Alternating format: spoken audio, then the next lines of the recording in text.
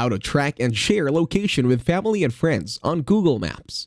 To start, open your Google Maps in your mobile device. Once on Google Maps, tap on your profile on the upper right. And then in here, tap on Location Sharing. Then, tap on the gear icon on the upper right. And then in here, you will now be redirected to another window in your mobile device. For now, wait for it to finish loading. Once everything is done, you will now be going back to Google Maps. And then in here, you can now share your real-time location. You can do this for an hour, or depending on your preference, you can increase or decrease the duration. Now on the pop-up, choose which one of your members or your friends or your family that you want to share the link to. Tap on their profile and then tap on Share. And then in here, head on over to Google Settings and then allow all the time.